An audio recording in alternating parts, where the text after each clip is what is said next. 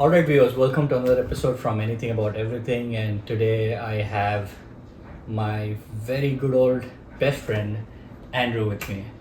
And we have known each other for 10 years. Our friendship started on a football court, and then here we are. And he's been a part of my journey for my tenure in US. And this is one of the episodes that I've always been wanting to do.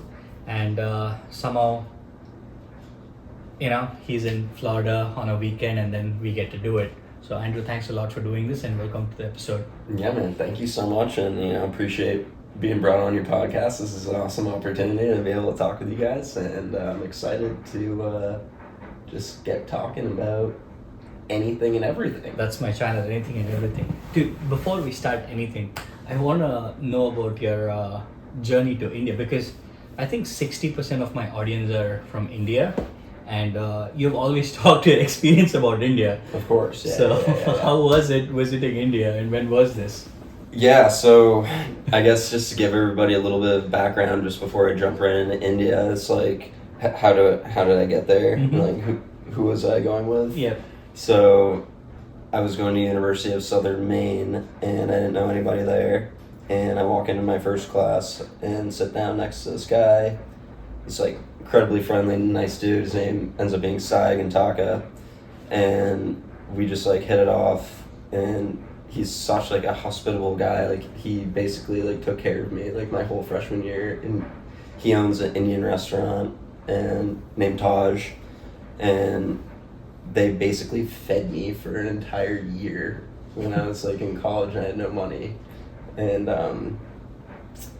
we ended up just like bonding, becoming wicked close. And at the end of the year, he's like, "You should come with me to my uncle's wedding." And I'm like, "Okay, like sure." Like he's like, "I'll pay for everything. You just have to pay for your flight." So like I save up like a little bit of money. It's probably like I think it was like $1,600 to get the flight and visa to go for a week or whatever. Or well, end up being 21 days. But so he basically made it financially possible for me, and I was like, sure, I'll go, and I sent it, and the way it started, was I get on, I think it was Fly Emirates, and apparently you get free alcohol when you drink, when you fly overseas. So were you underage, or were you able to? I was underage. Okay. Yeah, I was 20. Okay. I was 19 because I was a freshman. Okay. Yeah, I was a freshman in college, so I was 18 when I graduated high school. I was 19 at the freshman year. And so, yeah, so being able to get wine on the flight, I'm like, really? I can order wine? They're like, yeah, all you want, unlimited wine. I'm like, really? So, I was also like terrified that it was going to be like 20 hours to get there to Dubai, I think, because we landed in Dubai first. Dubai is the first layover for Emirates. Yeah. And so I told my dad. My dad's like, "Well, here, take this sleeping pill." And I was like, "Okay." So I took the sleeping pill, and I get on the plane, and I'm like 30 minutes into the plane ride, and I'm just like, "Oh my God, the sleeping pill isn't working," and like I'm gonna be on this plane ride for 20 hours awake, just sitting here like in pain. And so I get a bottle of wine because it's free. It's just like a little mini, like whatever. I get halfway through the bottle of wine before I wake up in Dubai, and I'm like, what? So apparently the sleeping pill worked, and the bottle of wine just like activated it or something. It's like that movie Wolf of Wall Street where it's later. Yeah, exactly. Anyways, I wake up and I get off the plane, and I'm like totally out of it. I'm like kind of fucked up from the wine. I don't know. And it's Sai and his dad with 2 bouquets of roses, and they're just standing there waiting for me with roses, and I am done. I'm literally done. Like I just like drop. I'm like I just can't. I couldn't stop laughing. I couldn't help myself, like, from just cracking up and like dying from it. It's so funny. I'm like, and it's Sai's sweet dad, and he has like the highest pitched voice. He's like, "Hello, it's so nice to see you." I'm like, he gives me the flowers. I literally like am about to start crying. It was like the nicest gesture, but that's my entrance to India, right? And Tell me more about your experiences. I remember one, the cockroach. And this is Hyderabad too, by the way. That's where we landed. Oh, you landed in Hyderabad. Landed in Hyderabad. Yeah. And so we get in with they hired a chauffeur for the whole thing. Their whole family has like a chauffeur or something. That's how it works, I guess, with them. Pretty much, yeah. And so, his name was Wally. The chauffeur's name? Well, that's what he told us to call him, Wally. Yeah. But it's like V, Wally, but like Wally. So, anyways, like this guy picks us up and we go drive. We had to drive for like, I don't know how long it was. I think it was 6 hours to get to Vijayawada. Do you know how far Vijayawada is? I have no idea, but I know it's quite a bit of a drive. It's pretty far. So anyways, I'm just so you like... had a 20-hour flight and then a 6-hour. 20-hour flight and then 6-hour. Well, actually, I think it was actually like 18 to Dubai and then another like 6 from Dubai to Hyderabad. Something like that. It's something crazy. It was so long. I just remember being on the flight on the way home because I was awake for that one. I was like, how did I do? I was like, I can't believe I slept through this. I wish I did. But anyways, yeah, the driver picked us up and they drove us for like 6 hours down to Vijayawada. And the driving is just like insane. And it's like there's just people going in every direction while we're trying to get to the place. And I'm just like, how the hell does this guy know how to drive through this? It's like no stoplights, no stop signs, just no lanes, just a bunch of people driving in different cars and motorcycles in every direction, and they're just honking at each other. It's the only thing that's like causing traffic to work, and just nobody's crashing. It makes no sense. And I'm just sitting there like, okay. And what was more of your? I remember you took a train ride too. How was that? Yeah, so we get to the apartment and like they bring us around. I get to see, Vijayawada. It's great and everything. And then after a few days, Sai's like, "Yeah, bro, we're going to take a train to it's like a religious city that we need to see. It's Shirdi." And I had no idea where that was. I'm just like, yeah, I'll go. Sure, whatever.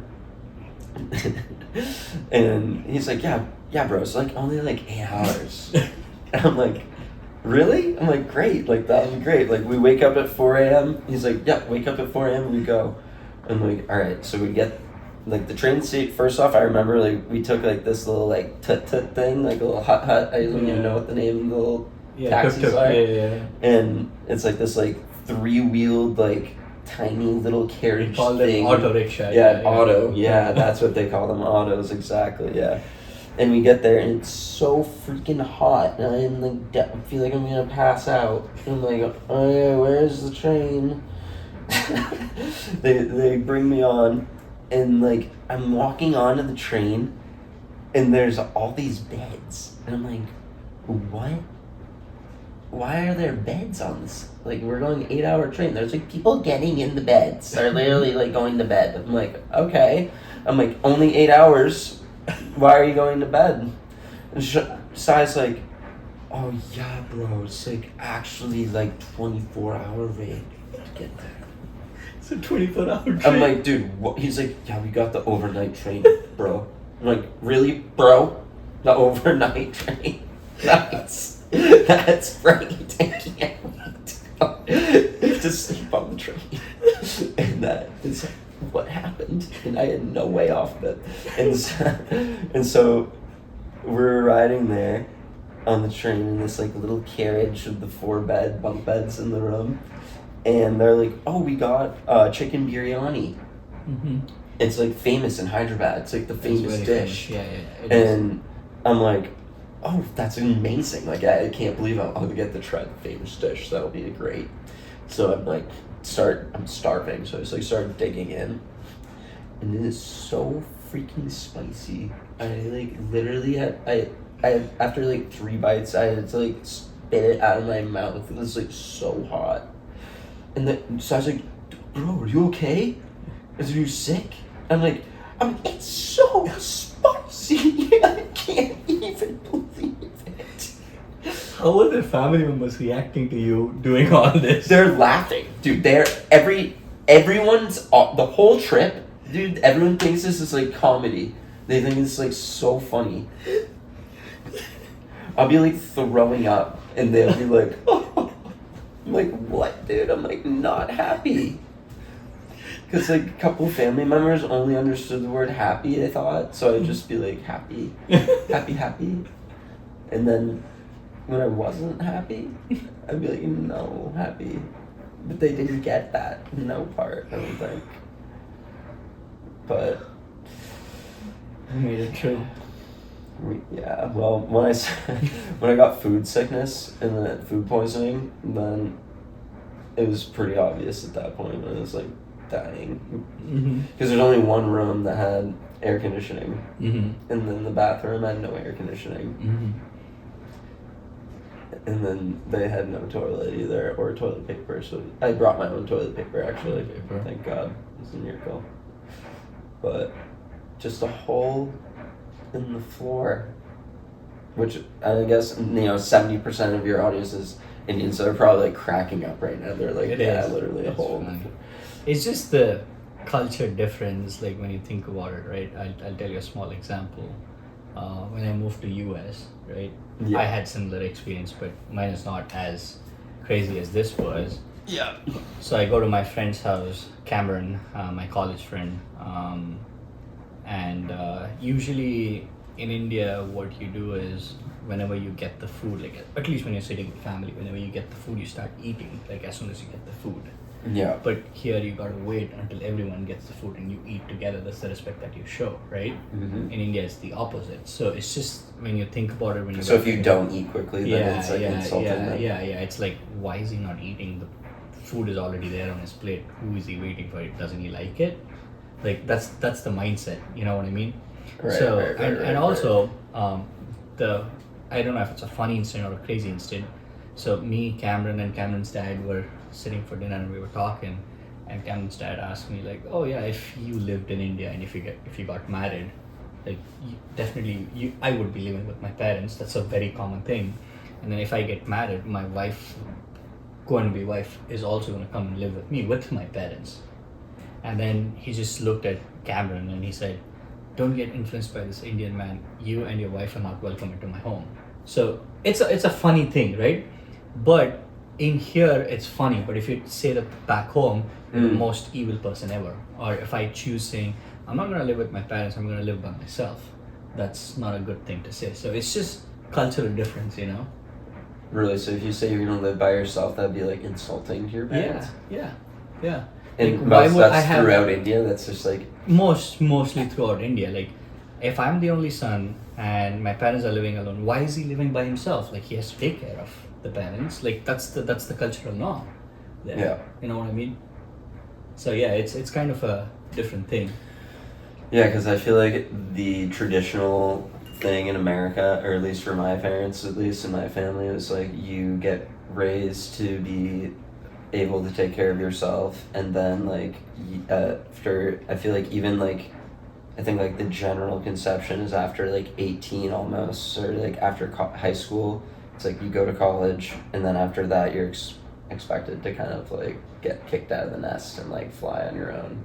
And just curious, talking about that, you are very close to your family, but if I think of overall population in the US, I want to hear your take on it. If kids grow outside home right after 17, how close are they to family? Like, do they really get close? I know you're close to your family, but... Do they get close after family? If what? After college? Yeah, after college. Like, do they move back? Do they have that relationship with their parents? What do you think?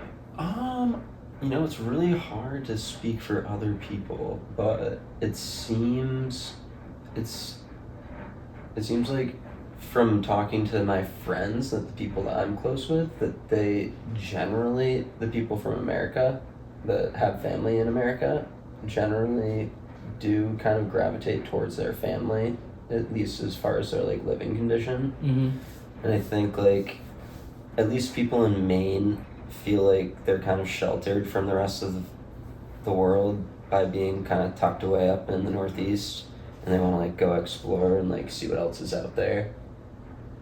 And so I think like people go and they check it out and they see stuff, and then at least for me, I think what I realized is like a lot of stuff is very similar no matter where you go, and it kind of comes down to like what you make of it. And like if you want to go hang out in your room and watch Netflix every day, it doesn't matter if you're in Argentina or That's if you're true. in That is America, you know. But if you want to go outside and like take advantage of the stuff that's out there, like maybe it does matter. And like if I'm in Maine, if I want to take advantage of the stuff that's in Maine, and I do, and I like it because I'm just taking advantage of stuff, which is like generally just a good thing, then it's probably not that much different than the joy that I would feel from like taking advantage of the things that are offered in a different area like Florida or like somewhere else. Makes sense.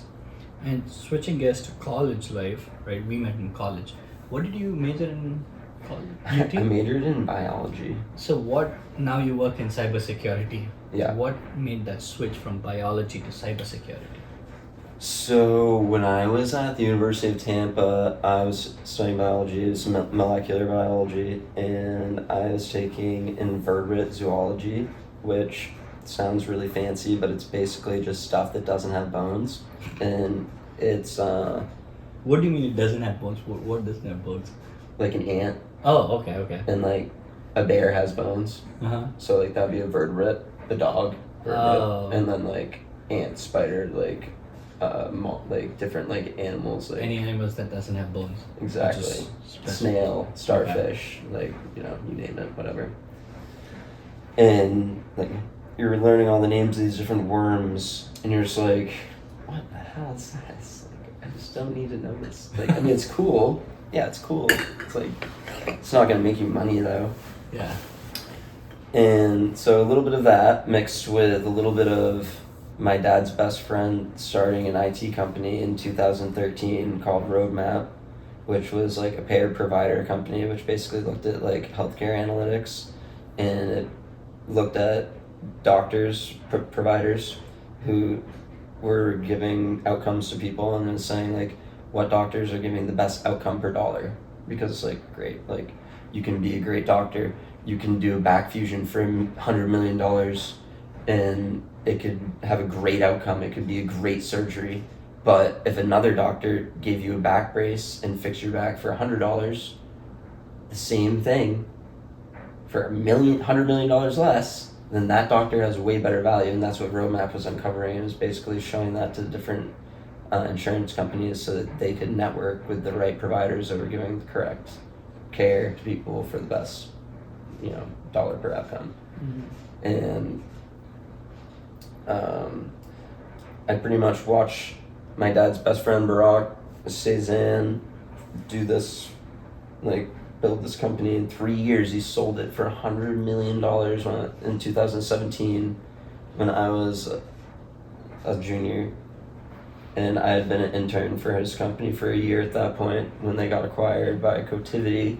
Is that when you were coding in Python and stuff? Yeah, Okay. that was when we were doing a developer internship. Got it. And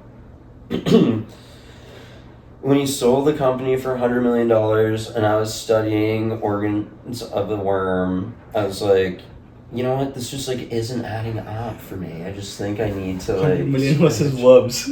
Yeah, I'm like, you know, I'm not gonna make any money off of worms, and Brock just sold an IT company for $100 million and I've got an internship with his company. I think I'm just gonna run with that. Uh-huh. And like try to do what Brock did, and hopefully someday. Mm-hmm. If I could even just do a fraction of it, Mm-hmm. you know, 1/100th of a good job as Brock, then I can make $1 million maybe, you know, the dream. So that's how it started? But that's how I pretty much decided at that point, like I just need to get my degree finished. I'm already 3 years in with biology. I'm not gonna redo it all, so I can just like say I have a computer degree. Like I'm just gonna finish it. And so I finished it, kind of like kept the transition going into the healthcare IT because my mom worked at Maine Health, and so she helped me by kind of forwarding my resume on because it's kind of all about who you know, honestly, like. 100% networking. And so she pushed my resume along, and I ended up getting in with the IT at Maine Health as a systems analyst, working on the Epic configuration, which is like the EMR for them. And that was kind of my next pivot into the IT world. And then I worked there for 4 years and decided that I just like I didn't want to be siloed into like one software. So like you just could become like a savant at this one software that's like applicable nowhere else besides healthcare companies. And I just like felt like siloed by that. Didn't want that. So I started my master's in cybersecurity to kind of like cover up my biology degree. While you were working? While I was working at Maine Health.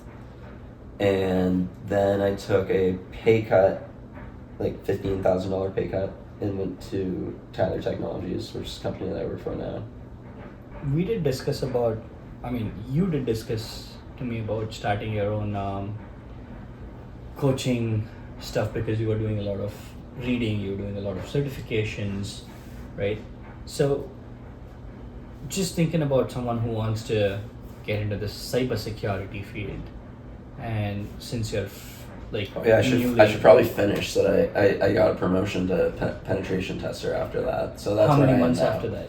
That was after a year and 11 months. A year and 11 months. Yeah, into so being almost the 2 years. analyst. So that's pretty cool. Yeah. So now I'm application security penetration tester.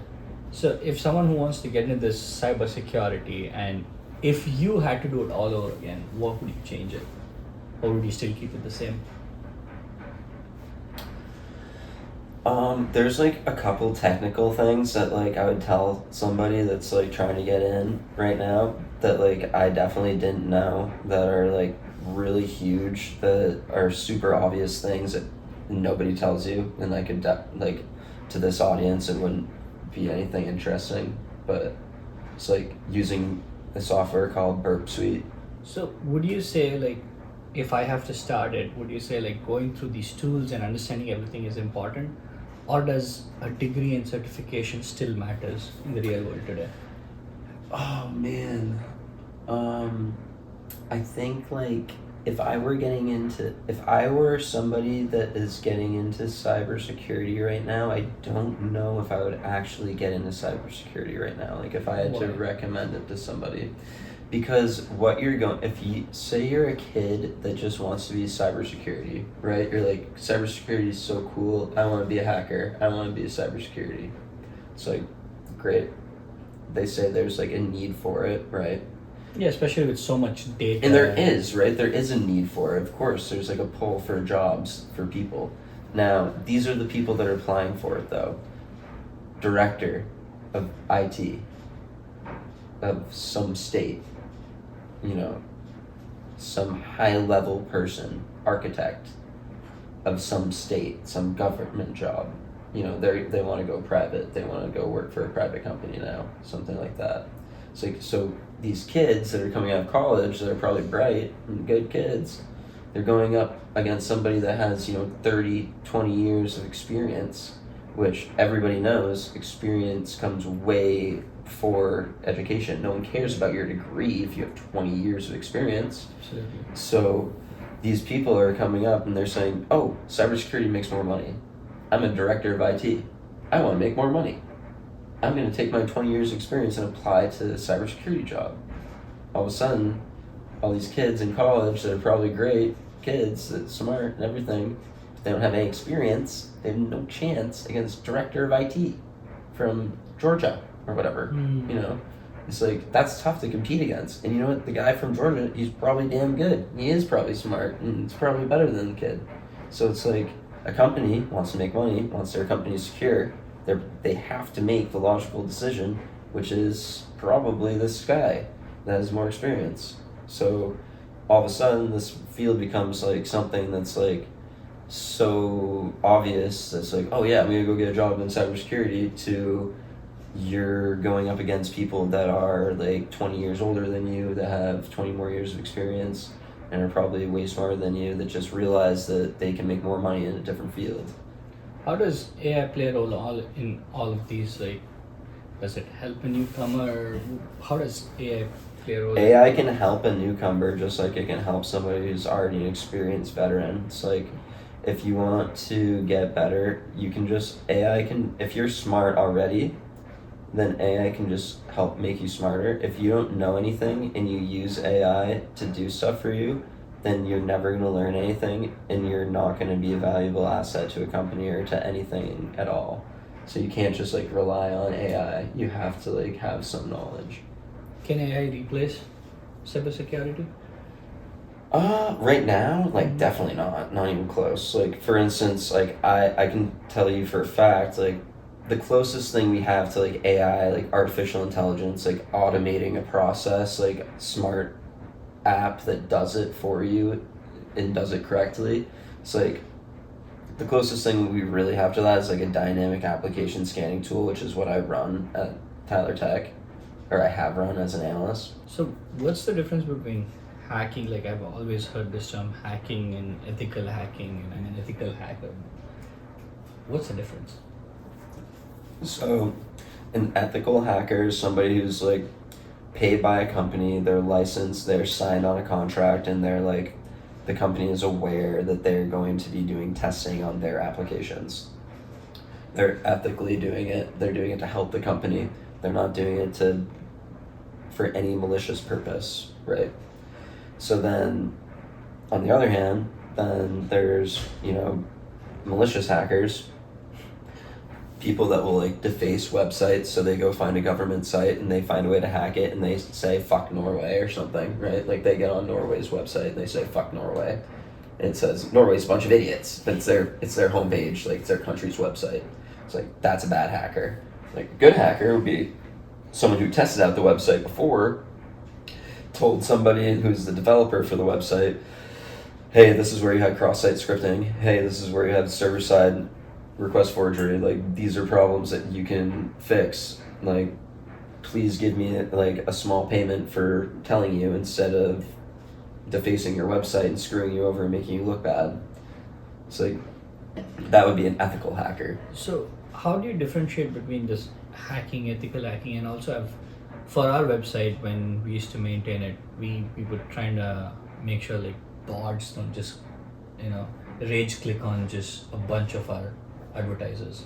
So what's the difference between that hacking is someone like a person going to it, and what are these bots? Does cybersecurity also check bots that go onto the website? Cybersecurity goes so deep, and it can be, you have nation state hackers where you have government backed people who are going after different countries for some other nefarious reason, and then you have people that are doing it for money. You have people that are doing it for their own personal just exploration, just curiosity, like they think they're smart and they just want to see what they can test themselves with.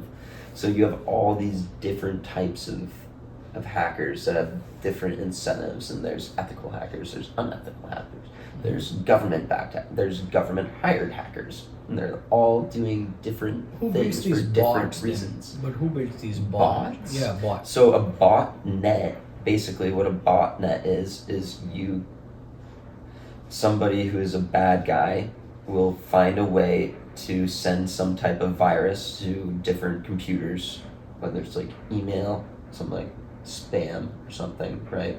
Someone clicks it, they download it by accident without knowing it, they open up a file or something, they think they're going to a website, it opens a file, downloads something, and it gets into their computer, and the person who installed it basically set it up in a way that they can get control of the computer in some way. And they can use it to do something, and it's silent, right? So it doesn't do anything for a while.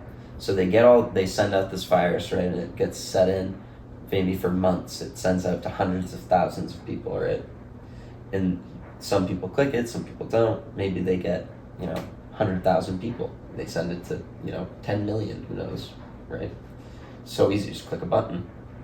And so once set in, and they think, okay, they might have a way of telling, they might have a signal or some type of alarm that gives them like, okay, this so and so's downloaded the file, so they know, like, they have a tally of how many bots they've got going. They've got a botnet now, so then they say, okay, we've got 100,000 computers. Now they've got 100,000 computers. Now they can say, we want to do a denial of service attack. They want to say we have a company that we want to destroy their computer communication. We don't want them to be able to use computers anymore because they're relying on communication, and if we stop it, it'll fuck up their money somehow, or whatever. It'll somehow disrupt their processes, and it will be bad. So then they say, okay, we've got all these bots, we've got all these computers that we installed a virus on that now we have control over. Now we're going to send a request at this IP address, at this computer. And they all do it all at once. And it's a friggin' ton of data all shooting at it all at once. And it just rips it, and the CPU can't handle it, and it just crashes. So it's a DDoS attack. It's a denial of service. So it completely consumes the computer's resources, and that's why it's a denial of service. Interesting. Got too technical at once, like for the last 15-20 minutes, but I'll tell you about my philosophy on eating food. Okay, here we go. So here's something I think is like, I think that like Hannaford's, have you ever heard of Hannaford's? no. So Hannaford is a company that it's a grocery store in Maine, and I think throughout New England. And I grew up, when I grew up, actually, the grocery store that I used to go to is called Shop and Save. So that was like the first place I remember. I remember like we used to get like free cookies when you go to the deli, and it was like cute, and it was like family centered, it felt like. And I just feel like in recent years, like especially it's like Hannaford's just seems like so commercialized, and like the food products seem more commercialized, and they seem more like processed and more expensive and less like good, and more like crap in your face, like selling you straight sugar to kids, which is just like kind of diabolical, because like sugar is like terrible addiction to give somebody, and businesses know it just sells because humans are just suckers for sugar and sweets, and so we just like consume it and buy it, and since that we'll give money for it, it's a profitable business, and it's just like kind of terrible. But getting back to the point about Hannaford, I just feel like what's weird about them is they're owned by a company in a different country than us, like in Germany, I think it is. It's like Alphon something, I can't remember the name of the company that owns Hannaford, but it's not American based. Mm-hmm. So they definitely don't give a shit about, sorry, I swore again. They No, definitely it's fine. don't. Shit is fine. They definitely do not care about America, because like I'm sure America doesn't care about every single country. I don't know, but I'm sure they don't care about us, that's for sure, because America isn't necessarily the most loved, I don't think, by other countries. But anyways, some other country, some random company in a different country is just controlling what we eat. But might not like us. Okay. And everything's overprocessed and overpriced, and I feel like when I go into Hannaford, I'm like dodging missiles. Like you have to literally go through all the crap, and it's like so appetizing. It looks so good, and you have to like dodge it and go for the healthy stuff. And you're just like, oh, I'll have a chicken breast and broccoli. It's like, oh, okay, that seems pretty decent. It's like so many like Reese's cups and so many good looking things, and it's like, see, I just have to not do it though. I've tried to research a little bit about it. There's two different approaches to it, right? Let's take the commercial approach. When you think about the commercial approach, it is more of like a capitalistic approach, right? I don't care what I'm gonna do to the society as long as my product is selling, as long as my product is so it's just making money. Yeah, that's my goal. capitalism. Exactly. Right. So that's one of the capital when you talk about sugar, or you educated me about high fructose corn syrup, right? Right, which is crazy. Which is It's in like everything. they're like okay, so we're already making money off of sugar. They're like, what if we made sugar cheaper? With chemicals. And it ruins people, but who cares? Yeah, and makes it it added cheaper. to everything, to ketchup, to ranch. They're like, no one to will know. everything. They're like, it tastes so Everything. good. No one will know. It's a sugar thing, but it's added to like spicy stuff, like or sour anything. stuff. Yeah, buffalo anything and sauce, everything. Exactly. ketchup, Yeah, ketchup. whatever. Right. So that is one approach that I take, but also the other approach is the what do you call it? The evolution approach, right? So during the evolution, we've always, like, we were hunter and gatherers, right?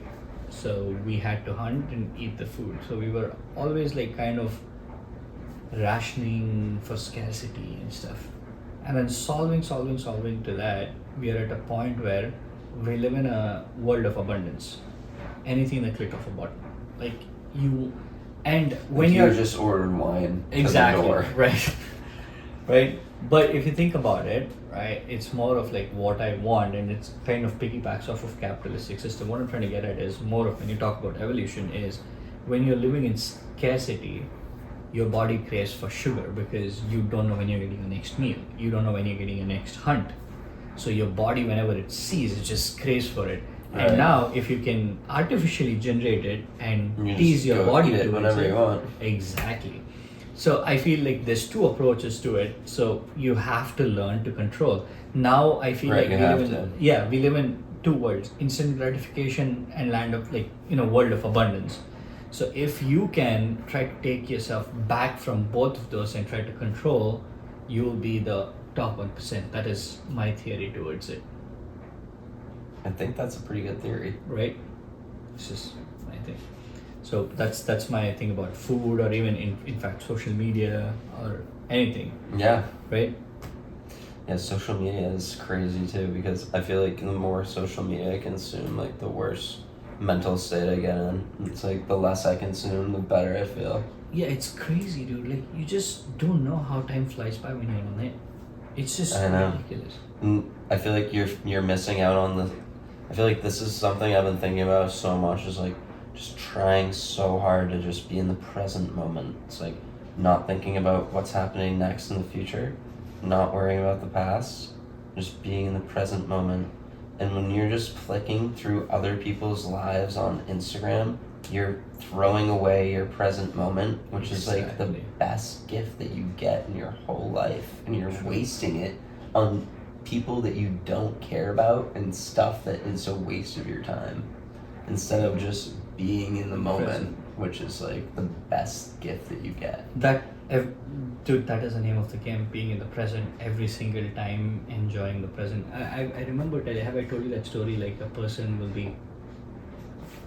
God comes to a person and asks what is truly yours. Yeah, but you should say the story again for the podcast. Yeah. So, God comes to a human and he asks, "Tell me what is yours?" And the human goes, "Well, my body is mine." And God goes, "No, that's not yours. Like your arms can get cut off, your legs can get cut off, you might get a paralysis. So you'll still be you, but it's not you." And then human goes, "Wait, then my wife, kids, they're mine. No, they're not yours. They can leave at any point. My house is mine. No, that's very materialistic thing. Like you can have a natural calamity, you can lose it." So human goes, thinks. He's like, "God, I'm gonna get you on this. I think my soul is mine." And God just laughs. He's like, "You humans think soul is yours, but that is not yours either. It's just a form that takes one form after the other, and each religion has its own way of describing soul, right? But it never says that's real you." At that point, a human goes, "Oh, like then what am I doing? Like why did you even create me? If nothing is mine, if everything is meaningless, why am I even created?" And it's just like the human goes like almost like depression state, and the God looks at him and God says, "Every moment, like every present moment that you enjoy or experience, that is genuinely yours. It could be good, bad, ugly, amazing, sadness, anger. That is truly yours. That's what's yours. So if you try to let it slip away, it's not yours." So at this point, anyone who's listening to podcast, and if you're trying to relate it to your life, that becomes your experience. That's it. That is yours. Nobody can take away that from you. Right. So that's what I believe in, living in the present. Just being there and being one with it. And sometimes I wonder if, like, we live in this time where we're lucky that we have all this technology, and, like, some of it is really cool, and, like, sometimes I really feel like I learned some cool stuff from the internet, and, like, Yeah. and, like, I wonder, like, am I really abusing the present moment by, like, being on social media here and there, like, just checking it out, because, like, sometimes I get a good laugh, sometimes I get a good little cooking tip that I save. Sometimes I do waste time, but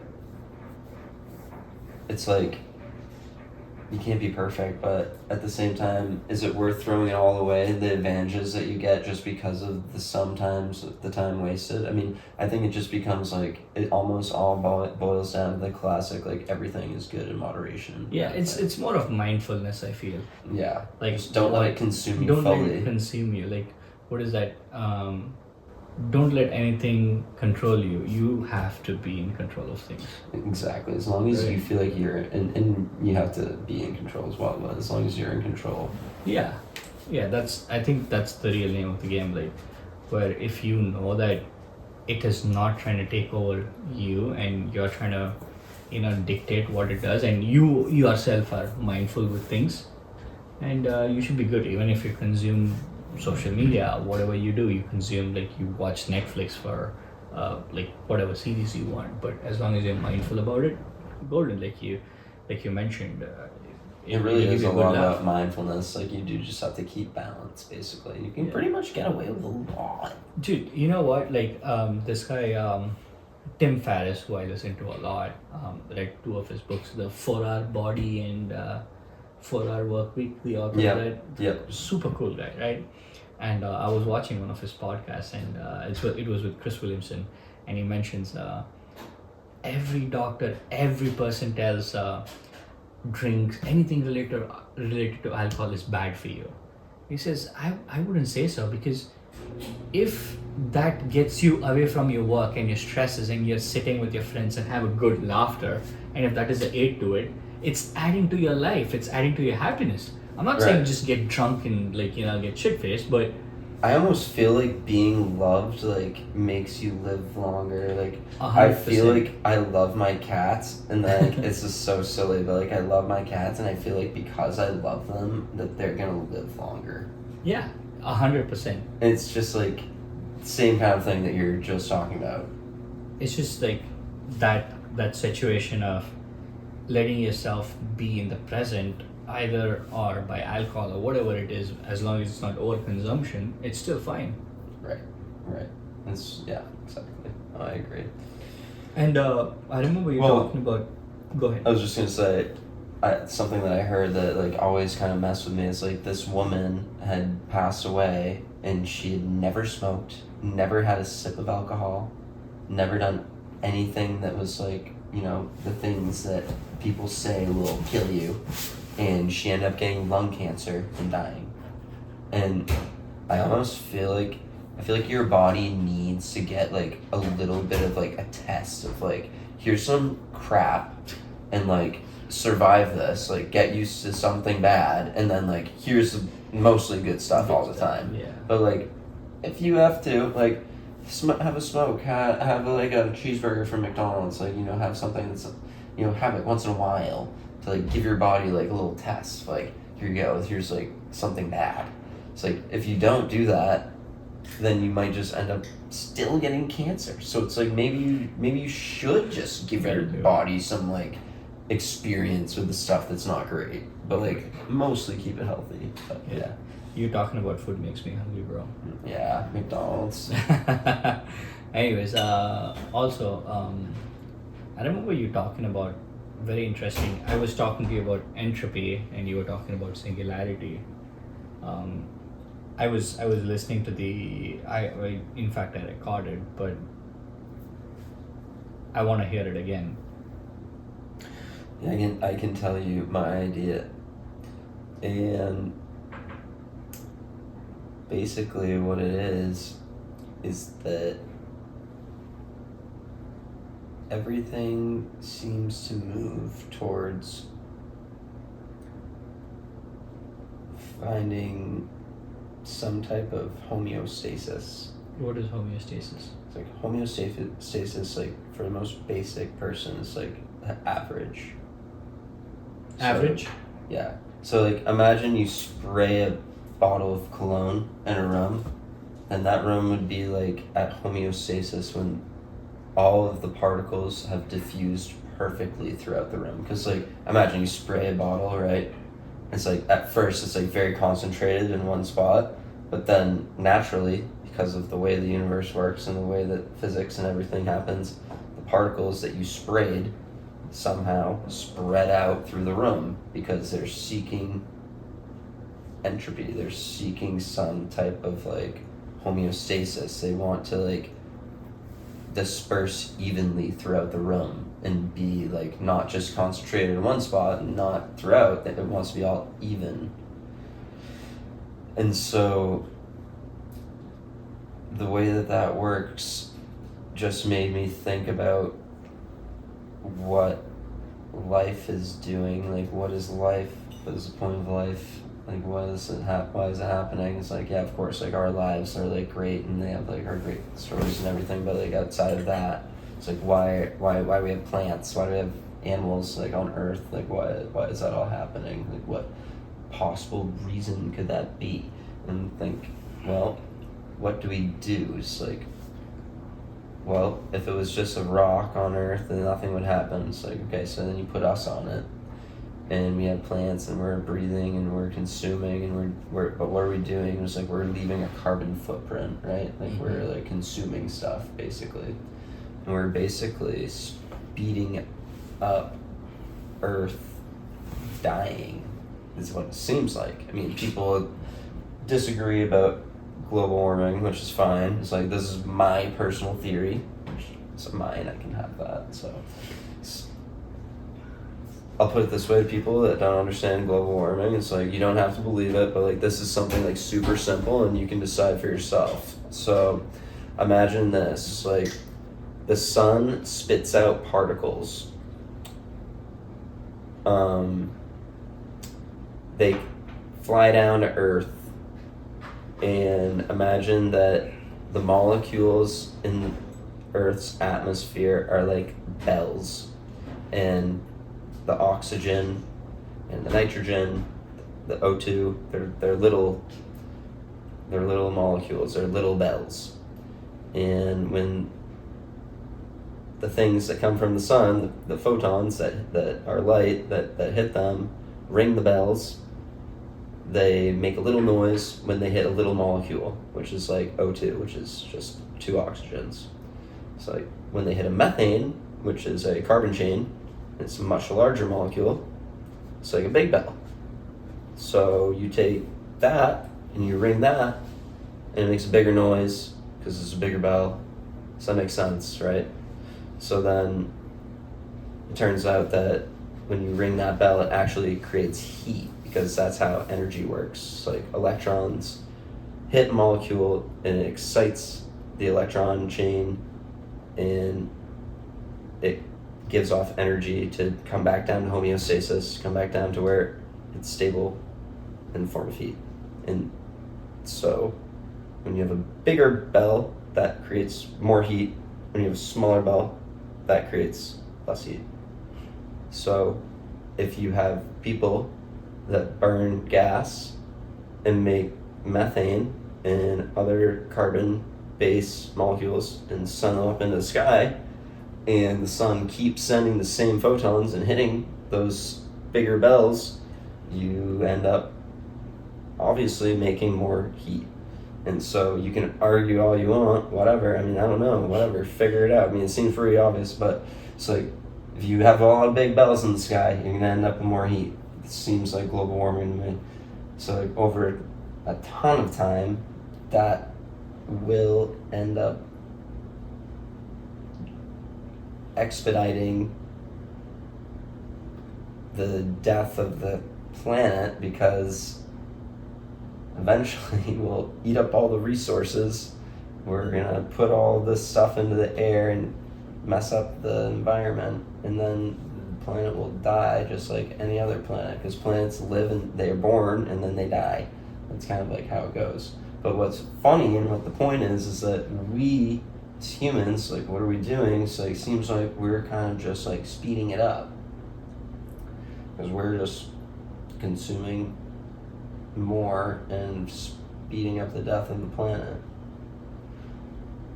So that being said, it's like, it sounds kind of cynical, but really it's not, because really what the universe doesn't care about cynical or happy or any of that. Just really what it wants is to disperse, just like the aerosol can that I was just talking about. It just wants to spread out. It's like the planet is like the aerosol can right before it sprays. It's like so concentrated, right? It's like, it's a huge planet, it's a rock, it's all tight. It's like, what it wants to do, spread out like the aerosol can. But how does it do that? Well, the universe says, well, if it just stays a rock and it's just a sitting rock, it could be forever before something happens. So what if we put life into that rock? Then what happens? So, then we speed it up. Then it dies faster, disperses faster, and then what happens? We, as a universe, get closer to homeostasis. And what's homeostasis? Just the same exact thing as singularity. Singularity is a funny, fancy word that smart people like to throw around because they think they're so smart. So, homeostasis, you mean? It's literally the same exact thing. It's just dispersing the can of aerosol throughout the room. It's the same thing as spraying cologne in the room, and it all spreads out. It's like, that's like what the universe wants to do. It's like right in front of us. And that's why I don't know what we're doing, but I don't know what, it's just theory, but it seems like that's what we're trying to get to, and we're just part of it. And I am just on the roller coaster ride, and part of the fun, enjoying the ride, because I guess they brought us here for something, I don't know, but you seem like a very deep thinker. Fun. What is happiness for you? Was happiness for me? Mm-hmm. Gosh, that's such a hard question. You know, I think about it a lot, because it's like it's hard to feel it. It's hard to feel more than like the happiest you've ever felt. What is the happiest you ever felt? Let's start there and let's get back to happiness.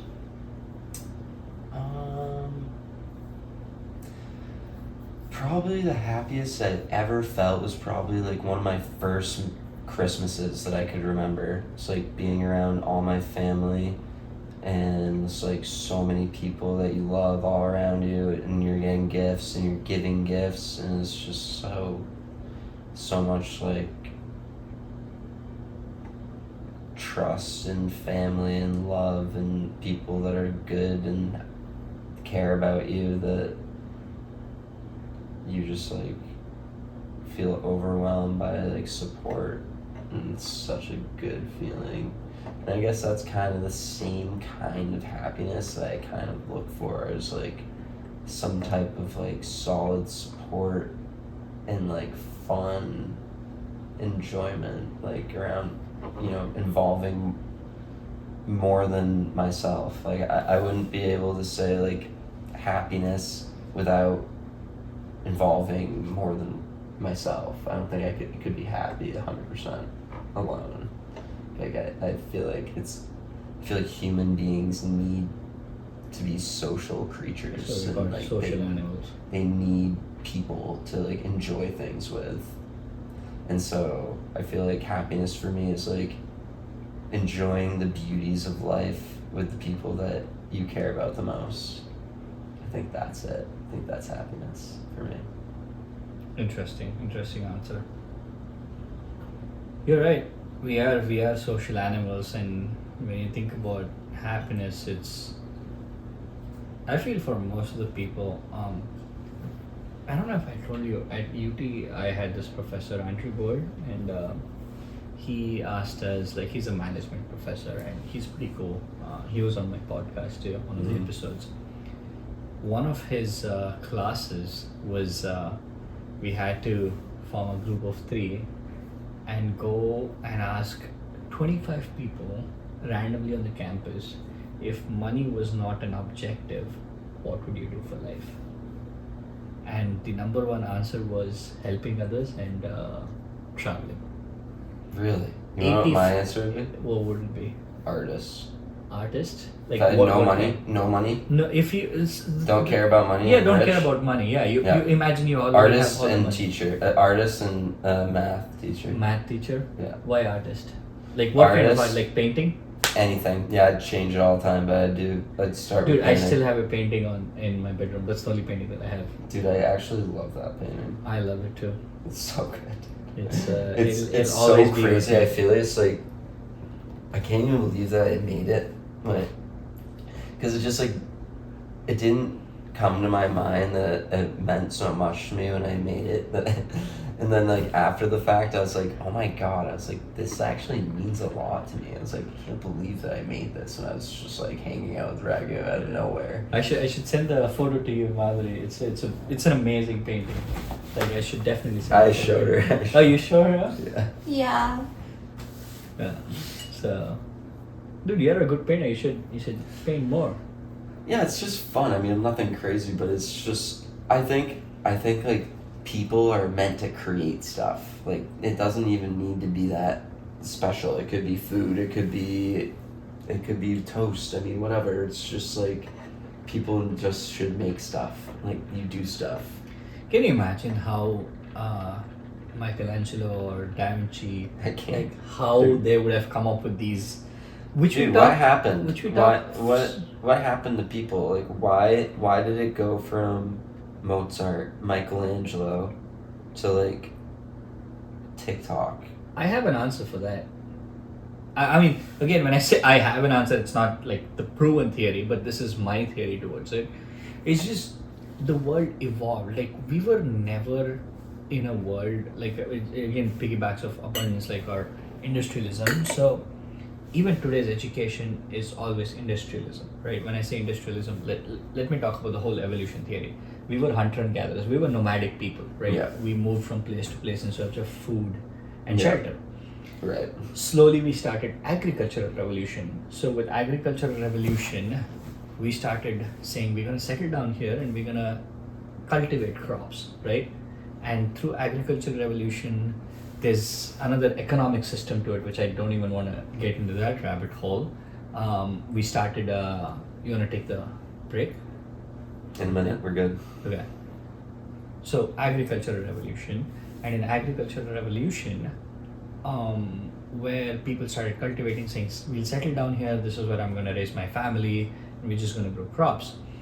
From agricultural revolution, there was industrial revolution. Yeah, I think Yeah, no, you're definitely Industrial right. revolution, Yep. right? Nope, definitely. when industrial revolution happened, industrial to technology, we are in technological revolution now, and it's giving to like technology is kind of switching towards AI. But let's go back to industrial revolution. Yeah. When industries happened, when industries were blowing up, like they were machines taking over. Like when I say machines, it's more like machineries, right? Right. If you want to manufacture something, you can manufacture things at scale. And I still remember when I think I've told this in my podcast back then, when they saw the first like the dome kind of computer where people used to ledger, like handwrite a ledger. I still remember my college in my +2 where we had a ledger which says you write something on debit and you write something on credit. So it was that form of thing where in banks, imagine banks using handbook to ledger your account. Imagine that. So now computer came, it made it so easy. So the people who were doing 50, like for 50 of us, there would be one person, but for now 500 of us, there's one computer, right? Right. So I feel like during that happened, and that clubbed with, what is that? There's a curve, right? Between every revolution, the time gets shrinked. So when we move from like hunter and gatherers to agricultural revolution, it would be couple centuries. And Yeah. then from agriculture to Every time it gets smaller, Yeah, right? right, The curve like this, it goes up. So because of that curve going up, and I think I lost my train of thought. Wait, industrial revolution, and education. So when industrial revolution happened, that's where the education system started booming. That's why we have these college degrees which fed to these industries, right? You study mechanical engineering, you maintain mechanics. You study like construction, you become construction engineer. So it kind of fed to these industries, but the education didn't grow as fast as the revolution happened, right? Yeah. So I forgot what is your question, but in for me in terms of wait, where did we start off? Well, I think what you're saying is like basically. I think where you're going with this is like basically there's going to be AI at the end of the tunnel, which is like where we're at now, right? We're at No, AI. no. It started with something else. When we spoke about education or whatever it is, I think I said I have an answer for it or my theory for it. I really forgot, but it's late at night, so. I thought you were heading towards is AI going to replace people again? No, we were in the thought process of why we moved, or we were just talking about why we moved away from being creators. So we were always supposed to be creators, and if you go back in the days, a human did multiple jobs. He was a warrior, he was a farmer, he was a like carpenter, pottery, Father. everything, right? Sure. But due to all this, like the whole evolution theory that I spoke about, when education became an important thing to feed into industrial revolution, that became a money churning thing. So if you get a degree and if you're good enough, you'll make enough money. So that became like a fall safe thing, and that's where like I personally think where we went away from creating stuff, went away from really doing. And Ken Robinson, one of my favorite TED Talk person, how he says all over the world, art and creativity is in the bottom of the funnel for education, versus math, science, and statistics or even biology is in the highest. Can I take this thing to a complete twist? Do it.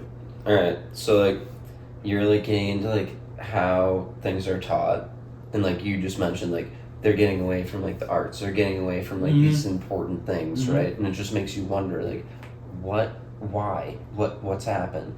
And I don't have a lot of facts on this theory at all, but I'm just gonna throw it out there for the podcast because it's fun. It's just a crazy idea, but I've been talking to one of my friends who's a crazy conspiracy theorist, and Who's that? this is Gitch, and basically like what he's told me is that, and I hate to bring up the Epstein thing, but I have to bring up the Epstein thing. I just can't stop myself from bringing up the Epstein thing. It just has to come up. And so basically what he thinks is that Epstein is some type of Israel hired spy, because his wife's father owned the company that is in charge of all of the textbooks in America. Okay. I forget the name of the company, but it's like very familiar for any textbook. It's like it's even my cybersecurity textbooks are owned by this company. So it's like this company that dictates everything that we're taught is owned by Jeffrey Epstein's wife's father, coincidentally, In the who is a Russian spy. Maxine Giswell. her dad. Her dad was a Russian spy who ended up owning that company that dictates all of our education, which is just a little bit scary when you factor in that Epstein is evil.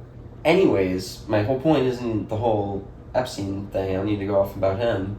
But the whole point is, it's just very weird that terrible person is so closely related to the person that's like dictating our education. And when you think about our education, it's almost like they're training people to be like dumb. Like, okay, they teach us math. It's nice. It's like logical thinking. That's a good one. And then they teach a bunch of like reading, which is good. And like they teach us some like history, which is good. They don't like teach you anything about how to like get a job, how to do your taxes, how to survive without your parents, how to like do life like at all, just like random facts, which is somewhat good for a little bit, but it's just a little weird. It's like almost like a little bit programmed to be like signing people up for failure, and like you have to almost dig hard and be like really driven to like go further than what they give you. Like they give you a little bit, they kind of give you the like template. They're like, here's some stuff, don't look into it, don't worry about taxes, don't worry about how to start a business, don't worry about how once you start a business you can do tax write-offs, don't worry about that.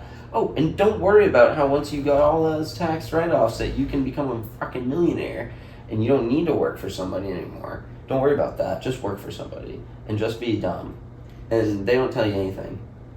And I just find that kind of funny because I feel like I could create a school where I could teach kids how to become very smart. Kids are wicked smart. Kids are super capable, super smart, smarter than adults. And we have them doing fucking arts and crafts. I could have kids. I know me as a kid, I was definitely smart enough in 8th grade to do my job right now, for sure, 100%. And that's not because I was a super genius. That's just because in 8th graders, if you train them, definitely capable of doing a very simple task every day. That's the same thing every day. And okay, you have to grow a little bit outside your box and like become smarter. Okay, that's definitely difficult. And maybe that won't come naturally like at a young age, but you could definitely do a lot of the stuff that I do as an adult, as a young kid. And instead we have them like doing like dumb stuff. We don't teach them about taxes. We don't teach them about managing your time. How about a time management class? Like, okay, you're gonna have family, you're gonna have friends, you're gonna have party life, you're gonna have being responsible life, you're gonna have work. Like these are all things you're gonna have to manage, and you're gonna have to figure out how to manage them and balance them in a right way. And no one teaches you that. They just say, well, here's how to spell this word, here's how to times 4 times 4, here's how to do the derivative of this exponent. It's like, okay, great. Like what about like the rest of life? See, it makes me think of a few things, right? You're absolutely right. There's so many things that we are not equipped, but I also give education enough credit to itself in terms of like how you can be socially aware of things. I feel if I didn't get the education that I got, maybe I would have been smart, but I don't think I would have been socially smart. But I could have I think you need to be put out into like school. Like Yeah. the idea of school is definitely not a problem. Right. It's just how they're The orchestrating syllabus, it. yeah. But you need to be socialized, I think. But- I'm afraid, like I always thought, like what if I wanted to have my kids do, like if I had kids, like I don't want my kids to be like put into like a public school with a bunch of losers that would like give a bad teaching to them or something. But on the other hand, I don't want to have my kids homeschooled and be socially stricken of like learning how to just like be around people and socialize with people. Like that wouldn't be fair either. So it's kind of just like, I feel like the problem goes to the crux in terms of public school, where at least what I know is teachers are paid super low, so there's no incentive exactly, to and that's teacher. and I think that's part of the systemic problem too. And Right. And like not to like take over your speech, but like, how do you solve that problem? So I think we have a growing number of kids. Like at least in my town, like I can see like they've built tons of buildings. There are people moving in like crazy. My school hasn't gotten bigger. Nothing's changed. but the kids are getting more. There's more kids. So, like, what are they going to do? And the teachers are underpaid, like you said. Way underpaid. They're kind of, like, incredibly important because we need a pipeline of, like, smart kids, or else our country will, like, fall apart. And that's where everything starts. Exactly. So without that, this is going to get me started on a whole other topic, which is the fact that the kids right now that are using AI are skipping out on learning because they have an obvious answer to cheat, which is, like, undeniably going to be an answer. Like, they're going to do it. Like, if I were in high school and I found out there was a super cheat code that was super obvious and easy, like ChatGPT, I would definitely have used it. But since I didn't have that, I was forced to learn. And, like, now kids aren't forced to learn, so they're not going to learn. So they're just going to learn how to ask questions, and they're not going to learn how to solve problems. And we need people that can solve problems. That's why we have engineers. That's why we have, like, these different professions that solve problems. AI can't solve every problem. And so we're going to have this huge gap where kids are using AI and they have no knowledge base and they're not able to solve problems. So for a huge period of time, until people realize that this is a terrible problem, which it already is, and people don't realize it, but it's going to be apparent eventually. It's like, this is going to be a huge knowledge gap where there's people that are, like, our age that didn't have AI as kids, pretty much up until Madari's age, until about 20, maybe a little 2 years younger. And then there's going to be, I don't know when the gap is going to end. It's going to end once we have a terrible fallout from AI, which is going to happen for sure. True. And piggybacking off that, like, there's two systems, right? We call it Eastern education and Western education. So in terms of Eastern education, I have not seen it existing, or maybe I'm wrong. So we had something called Gurukul system. Right? What is this? Gurukul, like in India. I'm just talking about India. Right, what is it? So you basically go and kind of spend significant amount of your childhood with one teacher, and then you revolve around teacher, and they teach you, like, from basics, like how do you learn discipline, how do you wake up in from how old? Don't quote me on this, probably when you're 7 or 8. Okay, so this is literally like pre-K. Probably something around that age. Or, well, it's probably first grade. First grade, around because that pre-K age. For me I was 4 years old, then kindergarten I was probably like 5. I did kindergarten twice, 6, because my parents didn't want me to be too young for my grade. Mm-hmm. And then I was 7 in first grade. So right. So on that age where you learn to be self-sustaining, so that means it's not that you're thrown under fire. You'll be having a person who look after you, but they'll also teach you, like, as simple as how do you but only at school, right? No, you live there. It's like a So you went to a place? I didn't go. That system doesn't, I don't think it exists even today, but I'm talking about probably a couple decades ago. It's called Gurukul system, where you go live with your... So what did you do? So you did everything, like even your part of curriculum was... But like, what did you do? What did I do? Yeah.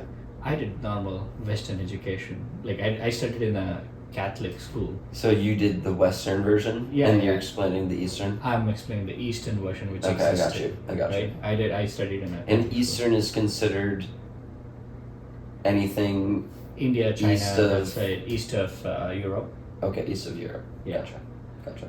So there's a system, at least what I'm talking against about Indian, back then in India, there was a Gurukul system where you go live with your teacher. So you learn everything. You learn maths, you learn science, you learn arts and craft, you learn carpentry, you learn everything. So at a point when you graduate or when you come out, you're self-sustaining. Right? And then... So you actually learn a lot. Everything. Yep. So... I mean, that's crazy that they even teach you carpentry. Like, that's everything. That's something that I didn't mention that would have been a great addition to just, like, common sense stuff that you should know. Just super basic, like, right, where you can right. sustain. If you're dropped in a jungle how will you live Right. life? How will you freaking make it? Yeah, so you're equipped with that. Right. Any person. Right. Right. So that's the kind of education that we all talk about, but again, that comes with certain things, like where you're away from your family and you live with the teachers, and because it cannot be both, right? Right. You cannot Right. come Right. to your Right. comfort Right. of your home. And this is what I truly believe: comfort zone is amazing, but nothing goes there. So you gotta get out of your comfort zone a little to learn something new. Again, can we mend something in between? Yes. The question that I have with current education is just, the biggest thing is taxes. Like, why aren't we talking so much about economy and taxes? And again, I don't think, I'm not a huge conspiracy theory. I just feel like I'm more um, probably, what is that, Keynesian approach. That's what they call in economics. Everything is capitalistic driven approach. Like, if this makes more money over this, I don't care. Even a anything. socialistic ideology is a capitalistic approach. Is that the idea? Yeah.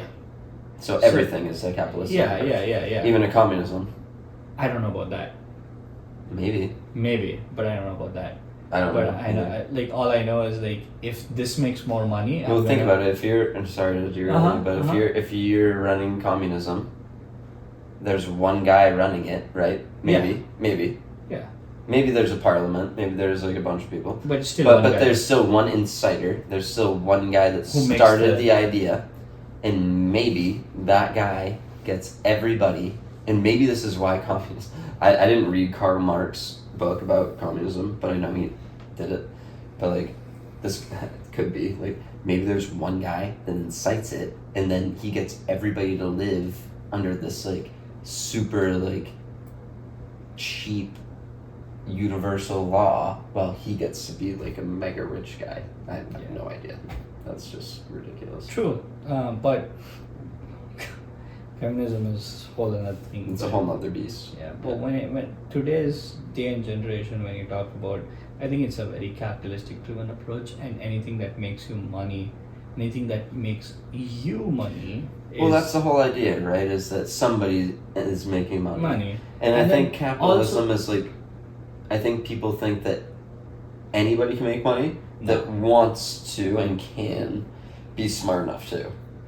Yeah, it's not a zero-sum game, but it's an open-sum game. But again, it takes some amount of effort.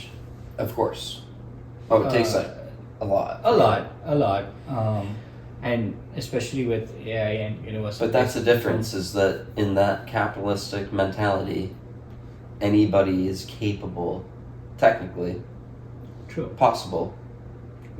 They Correct. have the chance to True. become something bigger than someone who is less willing. Exactly. Which in a communist society, everybody gets the same thing no matter how hard someone works. Someone could work way Other than harder, that, doesn't one- matter, Yeah. they all get the same. Correct. Which is why it does seem intuitive that a capitalist mentality, which is what you're saying, is logistical. It makes sense. I wouldn't say logistical. I think that's what is driving the society now. Or at least that's what- why isn't it logistical? What do you mean? Why isn't it logistical? I mean, why don't you think it's logistical? Because I think it's I logistical. feel, I mean, you might think it's logistical, but we spoke about high fructose corn syrup. Yeah. Think about logistics. Like, hypothetically, you manufacture this poison that you add to 90% of the things, which is highly addictive. Which makes perfect sense for Right. business. Like, and then the more it's like cocaine, right? The more you do it, the more you want it, right? It's like that. It's like a narcotic drugs. Which is another great, just like cigarettes, great for business. Right? Yep. But the thing is, if you think about it, at least cigarettes or those kind of things has an age limit. But this one, you're feeding it to kids. Yeah. So in a long run, if this goes like to every reach, at the end of the day, there's gonna be a decline in population. So who are you gonna serve this to? True. So logistically, in a long run, I don't think it makes more sense. Logistically. But what's happening is, I feel like there's a division that's happening, and just coming to US, I figured it out that there's a lot of two extremes, right? There's a lot of two extremes. Like, you can pay and you can eat so healthy. for me, when I lived in India, like I always used to hear, at least from people from here, you need money to be healthy. You need money to be healthy. Yeah. It's a very controversial I even statement, feel but that way even myself, dude, I I think. even feel that way. Like if I want to eat chips, like a potato chips, and I've been started reading ingredients. So if you take any chips, there's 600 kind of ingredients in that, except one. There's one chip. I don't want to mention any names. So that has only three ingredients: Right. potatoes, avocado oil, and salt. Like that's the thing that I buy. So Yeah. why would you need anything else for the chip? Maybe some Right. preservatives or whatever. But Really, still, all you need is you slice a potato and you put some oil, whatever kind of oil, And any and seasoning you you fry want. it, and that's it. that's it. Salt and pepper or whatever. Exactly. So this is where I think, yes, capitalism drives it, but is it logistically sustainable in the long run? No. But why is it sustainable? It's because like there's this huge division in people where I want to be super healthy, so I'm going to pay this premium price. So it's still benefiting people to be like giving that extra effort, like organic. Dude, an organic, like 18 eggs or 16 eggs, 12 eggs of organic eggs, the Vital Farms one, it's $12. Something like that. Right, Versus a right, normal right, egg, you right. get a carton like for $12. Well, I feel like I have to say something since I just gave a terribly cynical look on how human life could be tragically bad for Earth. And I just feel like it's worth talking about like what the purpose of life is after I just said out all that to say. It's like, if it's true that whatever I just said about, human life and all life expediting the singularity and all that, like if that's true, and like it's pretty cynical, it's kind of dark, it's not really very bright, like human centered, then I feel like it's worth saying, I feel like the point of life while we're here is as people and that have a life and have opportunity to be good. I think the point of life is to leave the world a little bit better than whatever you came into it with. And it could be in so many ways. It could be by texting your mom, by helping your neighbor, by being a good friend to your buddy, loving your family. And if you just give a little bit more than what you take, I think that if you leave the world with that, I think that that's a good life. That's kind of the whole thing is, if everyone does that, then we'll all have it good together. I don't know if everyone will, but it doesn't really matter, because all you can do is what's in your own control, and I think it's worth trying to just leave the world with a little bit more than whatever you took from it, and that's pretty much what I'd like to leave everybody with.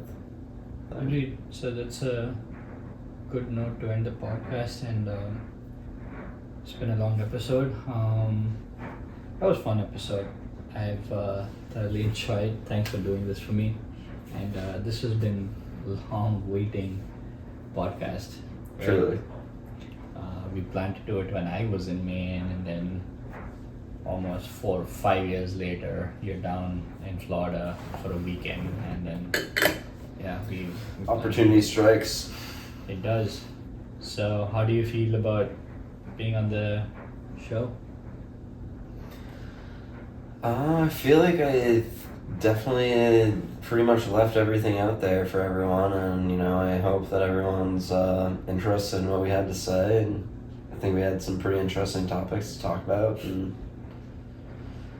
I'm so happy that we got the chance to do it. I know. Likewise, and Honored to be on your podcast. Appreciate it. Truly a privilege. my good friend. I truly appreciate you. So proud of you, man. Thank you. You do such good work. Thank you. I try. So, viewers who were stuck this long, thank you so much for listening. And this is one of my good friends. We go way back.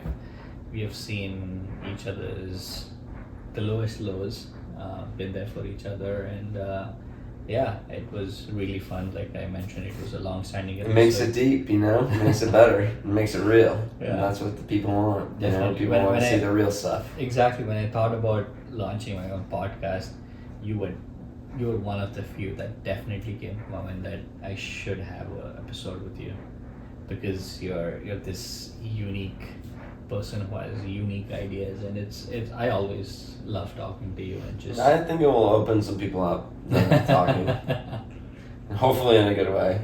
Hopefully I didn't offend anyone, and if I did, I'm sorry. But it's part of the whole freedom of speech thing, We're kind of out here to give our opinion, and hopefully, it's well interpreted and people take it well. So. Thank you, viewers.